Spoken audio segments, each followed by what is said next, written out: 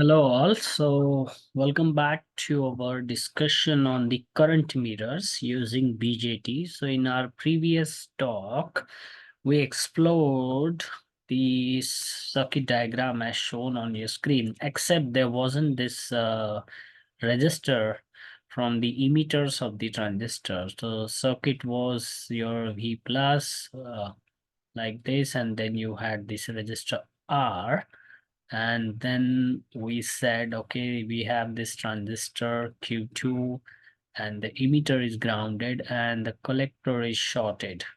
And then we put the another transistor right here in this section. So this is that transistor. And we wanted to design this current mirror for the reference current of, let's say, 5 milliampere. So we apply a KVL in the input side of the circuit right here. So we write the equation V plus minus I reference into R minus VBE. Since the collector and the base, this is your base and this is your collector, they are shorted together. So VC equal to VBE, and VBE, then it is equal to 0. Now, assuming the V was 5 volt as shown right here. So let's say you have 5 volt minus 0.7, assuming this drop, the forward junction drop across this input junction of the transistor for the silicon is 0.7 equal to I reference into R. From this, we can calculate the value of R to be 4.3. 5 minus 0.7 divided by our current is 5 milliampere. So approximately it comes out to be 860 ohms. And that's what we put up this resistor value right here. Okay. Now we designed this circuit, and then we made a copy of it here, and that's your I out, which is this transistor right here. So except the emitter resistor, we don't have a resistor at that time. And we successfully simulated the graphs. We said that, okay, this is our output current that is from the collector of this transistor, and it was this green curve. And then we had this current through the resistor, that is the blue curve, IR1, which is the reference current, that was a constant. So please refer to the previous module than this. And this red curve is your IC of 2, which is the collector current of transistor 2.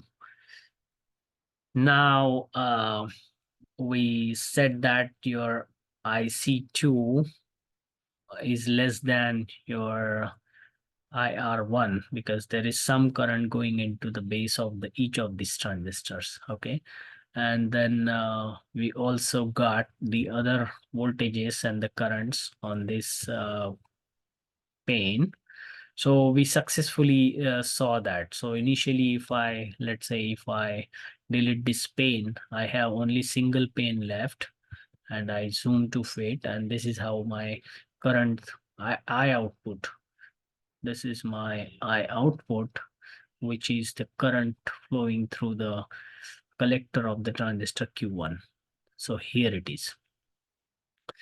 Now, I said because of the base width modulation, there is a finite output resistance of this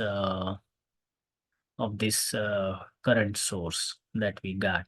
So it means your current is a little bit increasing with the voltage across the transistor Q1. Okay, we perform the DC sweep analysis. So do not miss the previous module. Now this time we want to make it more constant as compared to this graph. We want it to be more constant. It means increase the output impedance looking at the collector of this transistor Q1. So for that, I have made a little arrangement. Instead of grounding the emitters of both of these transistors, I have put up the resistors. I call them RE. So let me call it, let's say, RE2, because that's the transistor register for transistor Q2, and let me call it for RE1. And now I have these resistors. Transistors have been chosen to be of equal values.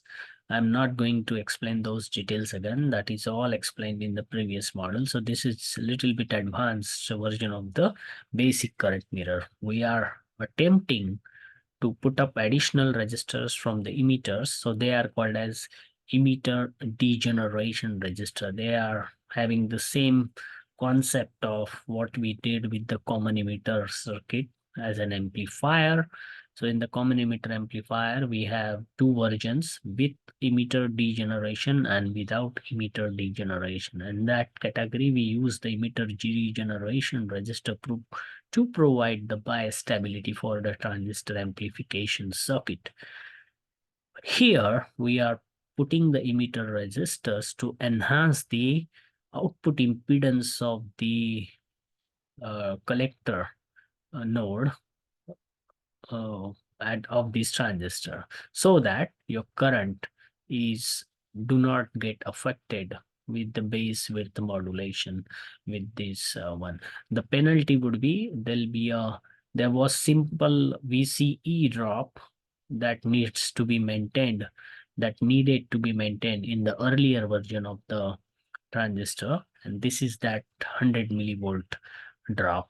You can see that, and because if we reduce the voltage at the collector below 100 millivolt, so your transistor enters into saturation region.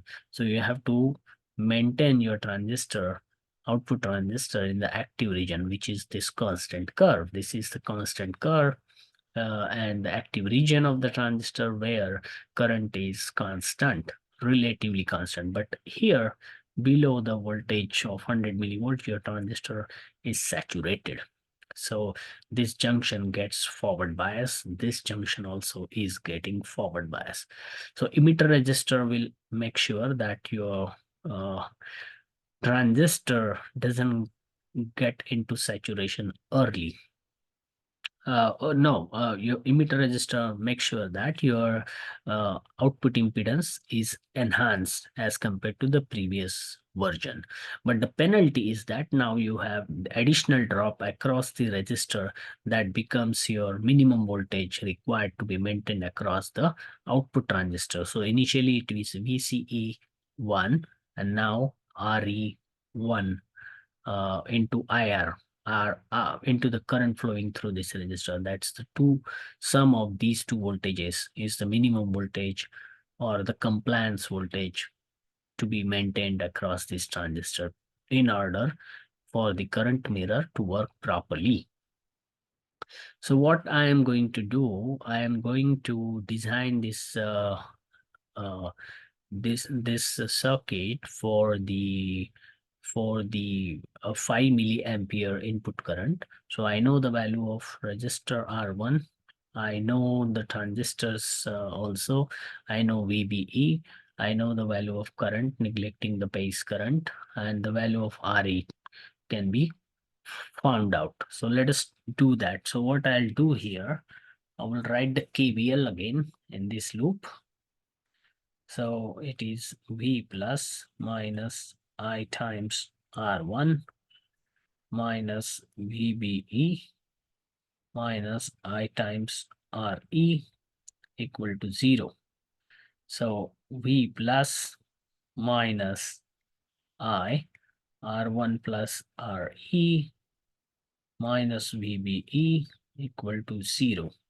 So V plus minus VBE equal to I times R1 plus RE, and therefore for a given value of V plus minus VBE divided by I will give me R1 plus RE. and I have this value 5 minus 0.7 divided by 5 milliampere is equal to 4.3, this one, right? So R1 plus RE.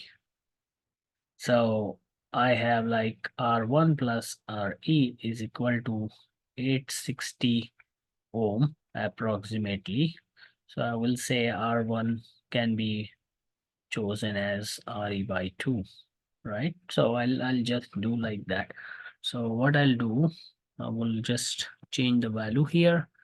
Let's say this is like, or I can choose RE uh, to be 25% less than the value of R1, right? So if RE are 60, so let's say this is like 450 ohm, and it would be like 350.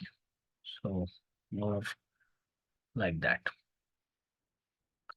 Now these values of RE1 and RE2 should be same. So it would be also 350 ohm, and that's it. Now first thing I am going to do is simulate the circuit for the DC operating point and making sure the transistor and checking which region of operation the transistor operates.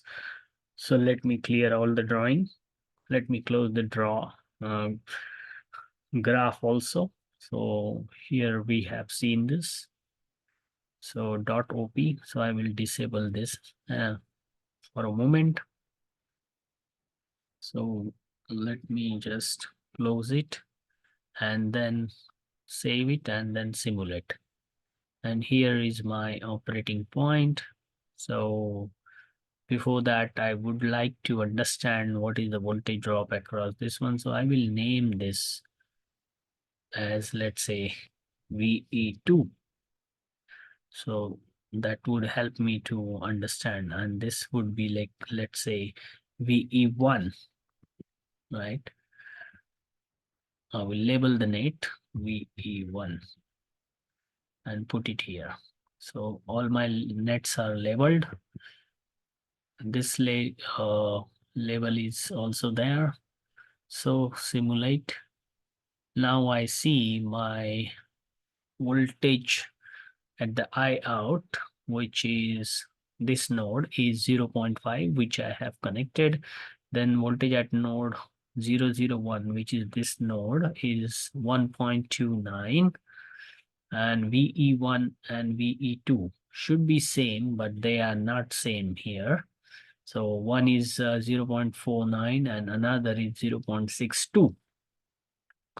So you have to make sure that they are equal. Now IC of Q1 is this current, that is 5 milliampere, and IC of Q2 is 0.0017, so 1.7 milliampere. So here is your stuff that you don't have the currents, equal currents into the transistor, right? So you need to figure it out before you actually go ahead. So let us try to figure that out.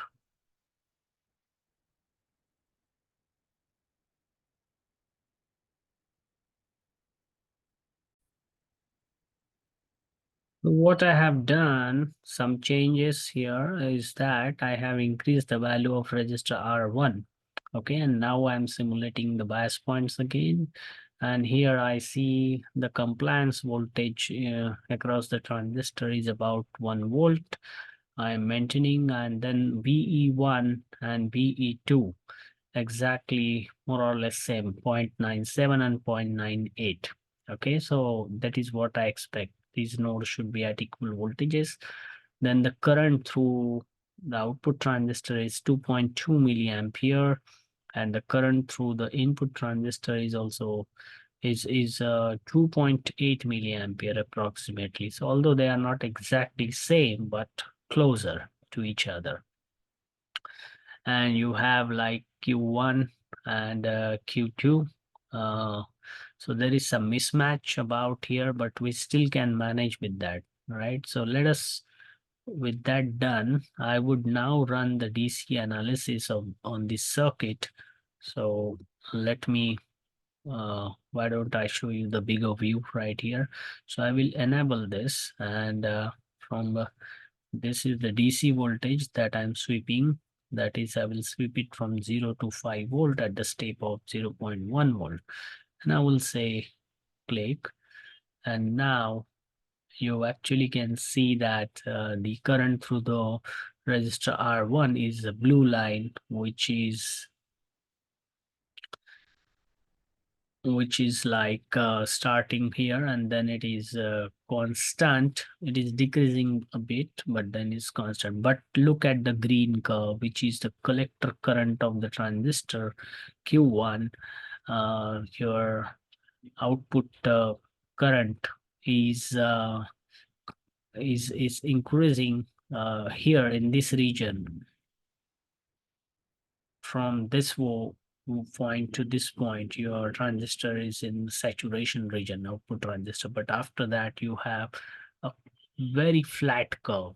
So you have managed to enhance the output resistance of this current source. Okay, so now you want to zoom in this portion, and your output current is somewhat less than the input current, right? So maybe you can also come to schematic and plot the current through the Q2, and here you have your transistor current in red for the transistor output transistor.